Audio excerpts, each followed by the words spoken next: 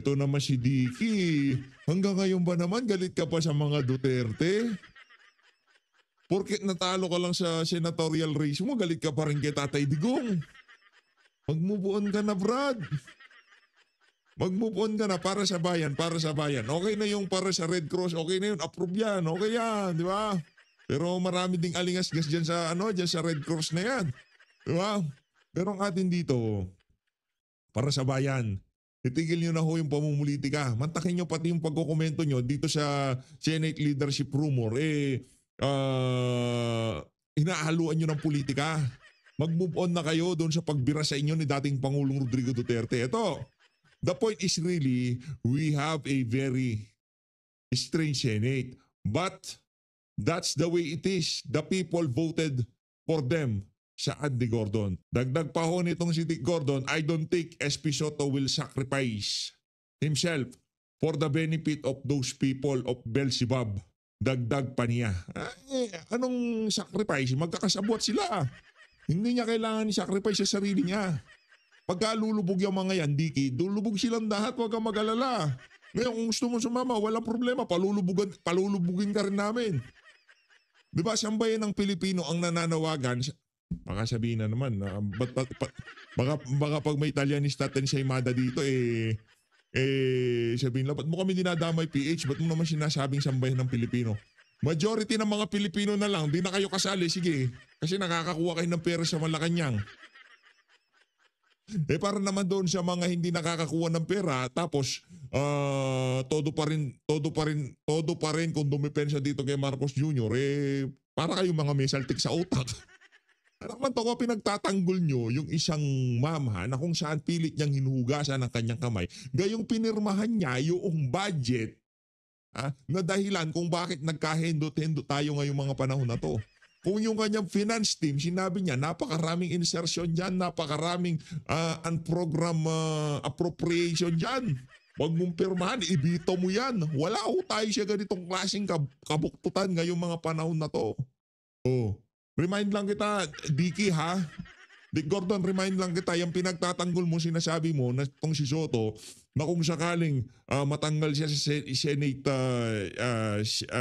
Senate presidency, magiging unstable lang Senado. Magiging stable lang Senado pagka talagang napag-usapan kung ano nga ba ang nangyari sa 2025 budget. Baka ibig niyang sabihin, pagka nagkaroon ng leadership change, talagang mabubuksan na ang usapin dito sa 2025 budget at kung ano nga bang nangyaring kakurakutan dito sa budget na to. Kaya mag-iinit ang ulo ng sambayan ng Pilipino at baka wag naman husanang mangyari, di ba? Magaya tayo sa ibang mga bansa na kung saan talagang mag-aalburuto sa galit ng mga Pilipino. Baka yun ang tinutukoy ni Dicky. Kasi pagka nanatili itong si Soto, mapagtatakpan yung mga kabalintunahan ng administrasyon sa gayong paraan, magiging stable ang administrasyon itong si Bangag. Ito na ho mga kababayan. Rekta na ho tayo. Lagay lang kita dito, Dicky ha. Ito si Dicky. Pero na-miss ko si Dicky. Yan si former Senator Dick Gordon ha. Yang si Boy Red Cross. Ito mga kababayan. Rekta ho tayo sa pinaka-latest na interview nitong si Proc Malutiki. Buti pa to, magaling to eh. Si Dicky, walang kwenta yan. Hi Ses, good evening. Good evening to Sean and to Pauline. Right. So, first of all, the resignation of Senator Lacson comes on the heels of Mayor Magalong's resignation from the ICI as well. What do we make of this? Because these two are considered to be, doing a good job of looking into this flood mess. That's right, Ses. No, it's alarming that so many personalities are resigning without really us getting into the real reasons for why we have this mess. It is sad that both with the good records, Lacson and Magalong have decided not to help out. I don't understand with Senator Lacson. He has not given much reason why he is resigning. This is the first for a Blue Ribbon chairman in the history of post-EDSA. So, it's surprising. Walang inuurungan pa naman si Senator Lacson. Kaya nga, nagulat tayo dahil sa tingin ko dahil Yun yung ano yun lagi yun yung napintang ano ni Ping Yung tipong ako talagang pagdating sa investigasyon wala akong uurungan. Lahat talaga babanggain ko yan. Wala tayong wala tayong sisinuhin. Di ba? Yan lagi niya sinasabi. Pero meron na nga siyang sinisino. Paano ka makakapag-imbestiga ng maayos kung yung yung pinupuri mo, yung isumbong sa Pangulo PH, yung presidente na kung saan ay bilib na bilib ka, kulang na lang doon sa New Senate Building, magpagawa ka ng rebulto niya at sasambahin mo araw-araw, paano masasabing walang inuurungan? Kaya ba niya si Martin Romualdez? Parang hindi naman.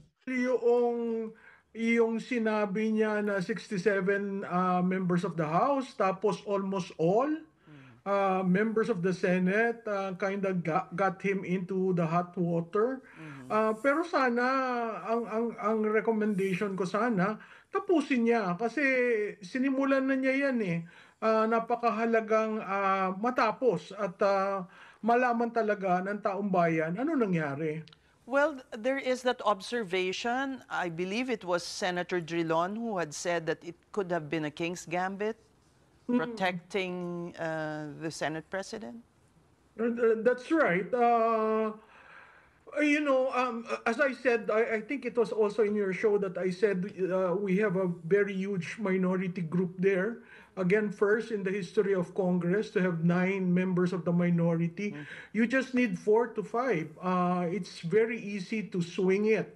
Ang problema yata dun sa minority, wala silang mapili kung sino mag-head. I mean, there are rumors of an Alan Cayetano or an Amy Marcos, but let's see how it turns out. And interestingly, it is very strategic that session was suspended until October 10. So, lahat ngayon ito walang outlet kasi walang plenary.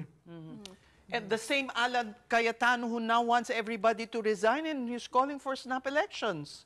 Unbelievable, no? What will happen to government? I mean, government is a mess. Then all of a sudden, all of them will resign. So who will be the holdover? Mahirap yung suggestion na yan. Siguro, let's go through the process of what is in the Constitution. And having a snap election at this time is not good for our economy.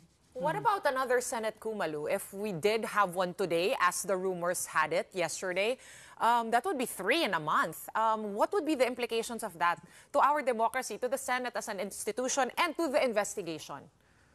That's a good question, no? Ang Senado very stable yan from 1987 to before the 19th Congress. Stable yan. The Senate gives the rhyme and reason to control the House for its successes, even in terms of legislation. So ngayon, itong biro mo tatlo na Senate President in a span of what? Since the opening. Yeah. Diba? So, nakakalungkot kasi people might say, mag-unicameral na lang tayo para hindi kayo magulo. Ang daming externalities that comes with what is happening due to this flood control mess. Well, Malu, going back to the Blue Ribbon Committee, sinabi naman ni Senate President Tito Soto that he's looking at 3 to 4 replacements if Senator Lacson does finalize his resignation. So in your opinion, if not Senator Lacson, who should lead the Blue Ribbon Committee? I go back to someone with background in law. Kasi nakikita mo yung interpretation ng baguhan talagang kapag narinig mo para masyasyak. Parang kilala ko yung sinasalarawan nitong si Malutigia. Parang naaamoy ko yung pangalan ni Senator Rodante Marcoleta. Dapat dapat hindi baguhan, dapat eksperyensyado sa batas. Rodante Marcoleta yan. Senador ba yun? Kailangan natin ng... Sino ba yung tinutukoy mo? Mahirap magsalita, di ba? Dapat may seniority, may experience. Magaling si Senator Lacson sa investigation, pero yung nuances ng batas.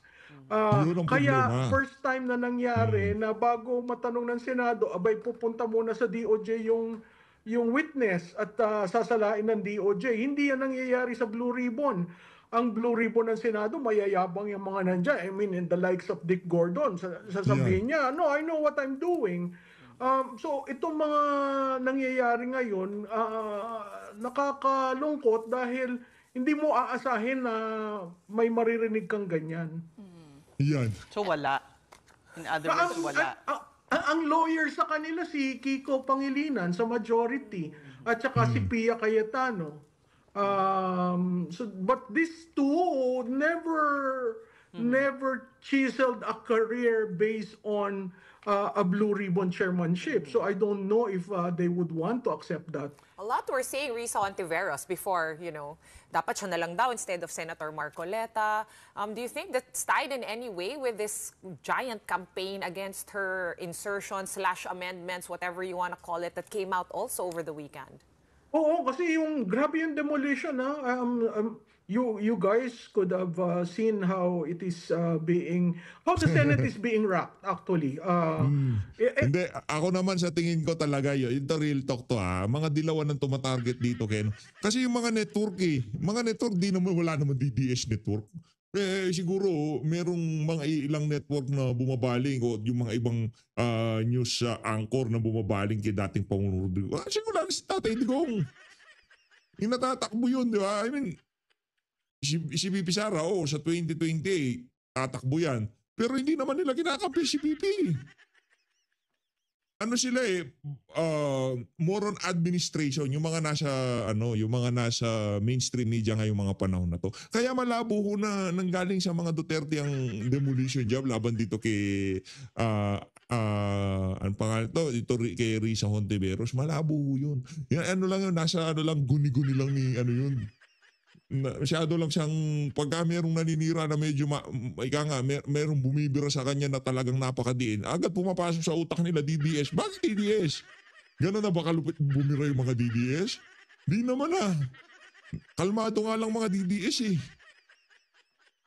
Ako suspecha ko ito 10,000%. Madalang lang ako magkamali pag ganyan. Mga pinklawan at dilawan ang bumibira kay Risa Hontiveros. Ayaw nila yung karakas nitong si Risa Hontiveros. Sigurado nagkakainan na ho sila mga kababayan. Nagkakainan na sila, for sure. And it's sorry to see that because yung House of Representatives walang nangyayari. 'Di ba? Samantalang yung insertion nagsimula sa kanila. Nagkaroon lang ang Senado dahil nagkaroon ng BICAM. So So are we nakakalungkot buying the kasi script of Cheese? that Well, may scriptwriter sa House. well, lahat naman sila scriptwriter 'Di ba? Depende lang kung sinong paniniwalaan ng tao. Pero ngayon, ang tao galit. Kaya nga sinasabi ko dun sa iba kong mga kakilala dyan, ay magtrabaho na kayo, seryosohin nyo yan. Kasi really, pag makita mo ang mga survey results, makikita mo yung galit ng tao. But Malu, some critics can't help but notice also that political alliances, narratives are already forming as early as now, heading into the 2028 national elections. How does this influence or shape where the investigation of the Senate and also even the ICI? Long time. Ito pala yung Asiati na nag-interview kay Manong Chavit. Galingan mo, Ting. Hindi magdaan puro sa blush on. Hindi madadaan sa blush on yung pag-i-interview. Where is this headed to? Well, you're right. Everything is directed towards the 2028. The problem with the administration is they still are looking for, their horse. Some are saying dark horse or whatever, no? Pero walang katapat yung constitutionally nandyan na.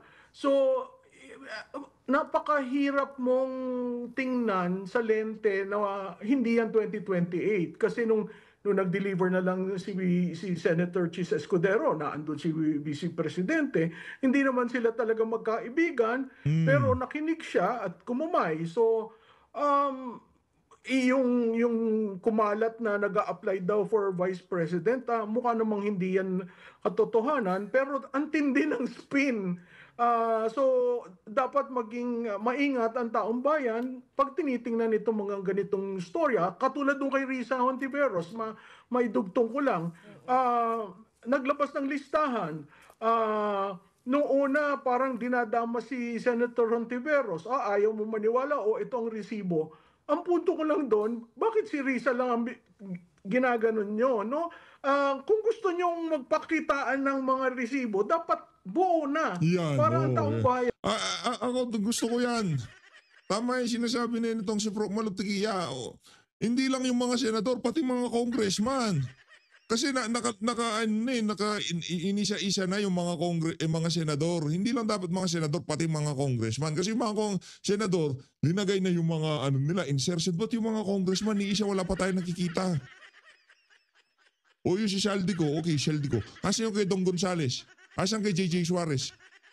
Kaya ngayon sinasabi ng ating mga kababayan, ginagawang mga sacrificial lamb, itong ginagawa ng administrasyon na sacrificial lamb, yung Senado, para mabunto ng galit ng ating mga kababayan. Dito sa mga senador na to, gayong meron hong mas malala. Ika nga, lang to, mga crumbs lang itong mga 2 billion. Wala ho to compare doon sa mga, ika nga, daang billion yung mga pinag-uusapan sa House of Representatives. Baka isang congressman pa lang, natap na yung mga nasa Senado na yan. Di ba? Kaya nakikita, ay nako, talagang may malalang nangyari na mahigit sa 1 trilyon ang nawala. So that's also a 2028 thing with Risa. Yes, with Risa, no? And in fairness, if you notice the way they crafted their answer, may exit si Senator Risa kasi sinasabi niya doon sa last paragraph, lahat yan dumaan sa amendments. Plenary. Oo. Yun nga yung, di ba, pinagtatalunan pa, anong insertion, anong amendment. Yung amendment dumaan sa plenaryo. Yeah. Ang insertion, walang third reading. Yeah. Di ba? Klarado yun. Malu, dikit ko lang to sa tweet mo kahapon, no? Babasahin ko yung tweet. You said, if you received a copy of the alleged insertions by the Senate in GAA 2025, please use caution in sharing because an operation is being made to rock the Senate. You do not want to be part of it. That list is partial. Ask yourself why it is being shared. And ask why the HOR, House of Representatives, is not. Be wise. Can you give us a little bit more clarity on this? Well, essentially, that list, there were several people who received the list. And you will be shocked because what was given is just Senator Hontiveros. So, pag nakita mo yun, talagang pinupunto si Senator Hontiveros. Bakit? Diba? Ano bang ginawa ni Senator Hontiveros kaya inaatake? Ba't hindi ilabas ang lahat? Diba? So after nun, merong ibang enterprising na naglabas ng listahan ng mga senador kung magkano. Napakahirap yon tingnan kung hindi talaga galing sa official list. May official list naman yung both houses nasa APRO at nasa Finance. Yun nga lang, ayaw nilang ilabas. Yes. So kung ilalabas nila yon, mas maigi para dito sa flood control. Because may tatamaan nga, mabubuko. Ayun nga. Tamaan na ng matamaan. Biro mo, 1 trillion naman yung nawala. Isus Ginoo. Hindi ko alam kung, di ba? That's what Senator Gordon said rin. All right, let's go to what is said to be already a fait accompli. Ombudsman Boying Remulla, incoming supposedly Boying Remulla. Masyado naman na paghahalata itong mga reporter na to. Ombudsman boy. Oh. Di ba? Oh, sige, tuloy nyo lang. Well, there is, I look at 3 from the 7 names that were from the list that was submitted to the Office of the President. There are actually 3 who stood out in terms of the votes they got from the JBC. There's Michael Aguinaldo, whom we know served during the time of President Aquino as COA, There is Desla Ana Logan, who is very close to the First Lady and is incumbent in the Office of the Executive Secretary, and of course, Secretary Remulla. No, si Aguinaldo got 6, which is the highest. Yeah. I don't know if that will be a metric for the president to consider. But considering that there was an undocketing order issued by the current ombudsman, which actually swept all the issues, all the cases filed against Secretary Remulla from September 9 to 16, that actually paved the way for him to receive a clean bill of health. Now, what are the chances? Mismong kapatid na ng Pangulo nagsasabi, ito na, siya yung mahahalal. Why Nako. is it very important? Because whoever gets to be picked will be serving the first 3 years of an ending Marcos administration. So yung mga kasong ifo-file, meron kang friendly o ally na ombudsman. Tapos ang term niya is 7 years. So yung first 3 years ng susunod na administration, kuha niya rin yon. Okay, pero matagal na tong chismis eh. Kumbaga ngayon lang siya nagiging mainit kasi nga nagyari yung undocketing and then nasama sa shortlist si Secretary Boying Malu. Pero that narrative has been around for a while. That as soon Yeah. as Martires retired, everyone was saying Boying Malu is Yes. going to get it.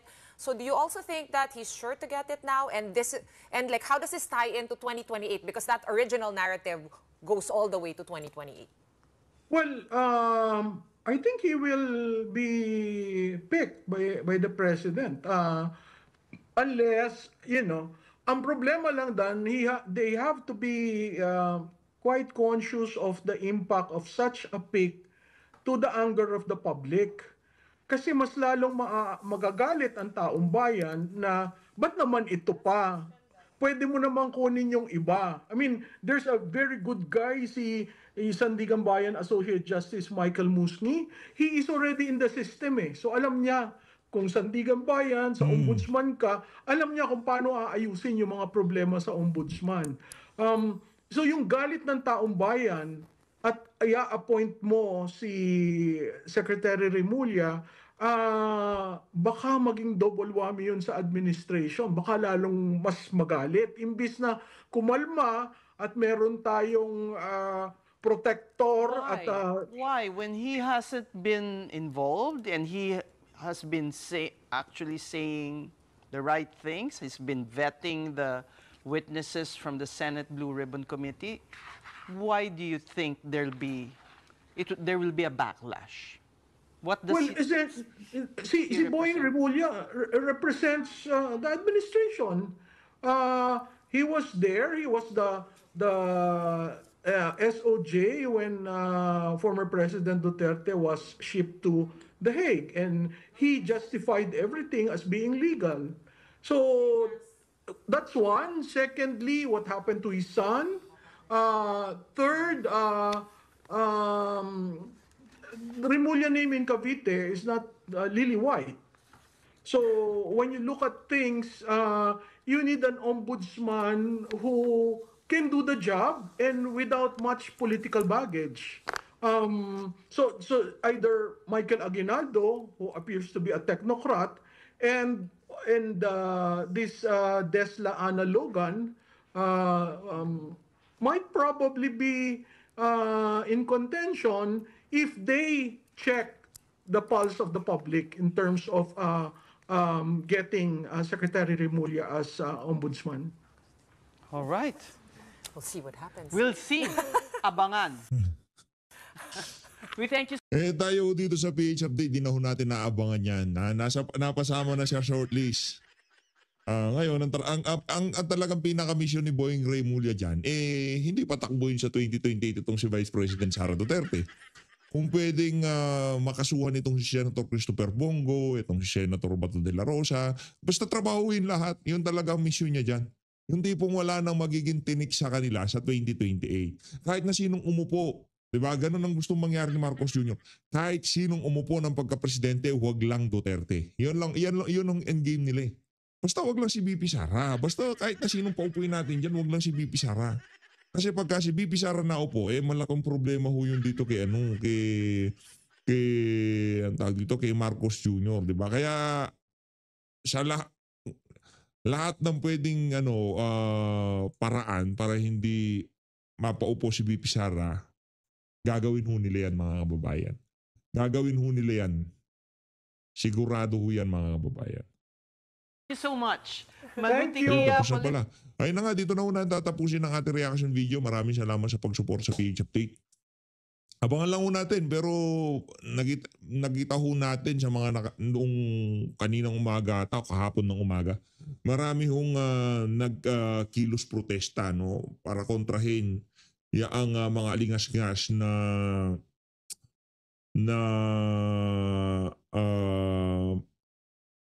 magiging ombudsman ngayong araw. Kahapon, itong si Boying Remulla. Pero tayo